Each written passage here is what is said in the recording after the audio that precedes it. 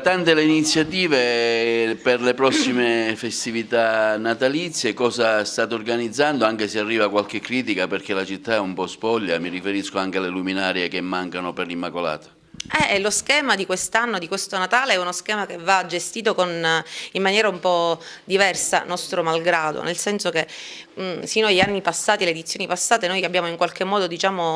gestito direttamente delle iniziative in città in ragione di una normativa che ci permetteva di utilizzare una parte degli importi dello sbigliettamento anche per queste attività, perché erano quelle risorse che ci permettevano di animare la città in occasione del Natale, in occasione del Mandorlo. Quest'anno purtroppo la dinamica con la quale il Comune si deve confrontare è diversa, è una dinamica che vede direttamente l'ente disporre di queste risorse e deciderne della destinazione, previo un'intesa con l'ente che in questo periodo è maturata, in un rapporto di collaborazione, in un rapporto di confronto. Però sostanzialmente lo schema adesso qual è?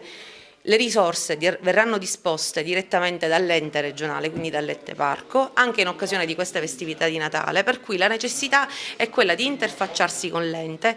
cercando di attrarre alla città, al centro città, le esigenze di animazione che le festività natalizie richiedono, e su questo tema ci stiamo misurando. Lei faceva riferimento alle luminarie, è vero, siamo abituati a riscontrare la presenza delle luminarie e dell'illuminazione natalizia già a fine novembre, ancora non si è dato avvio a questa attività di decoro, di abbellimento della città,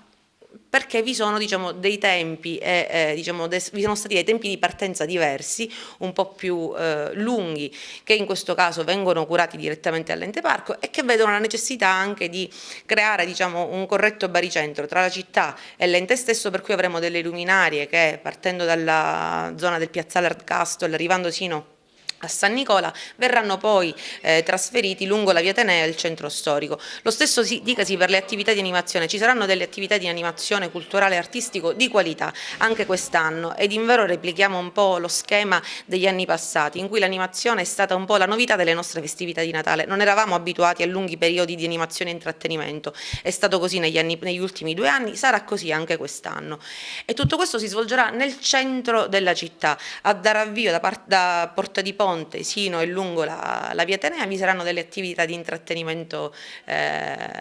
cittadino che contribuiranno ad animare in maniera sostanziale. Avremo la casa di Babbo Natale, che quest'anno è un'iniziativa che nasce da questa intesa tra ente parco e comune. Sarà libero l'accesso a favore dei bambini della città, a differenza dello scorso anno che era un'attività gestita da un soggetto privato, quindi le iniziative culturali saranno di qualità, saranno presenti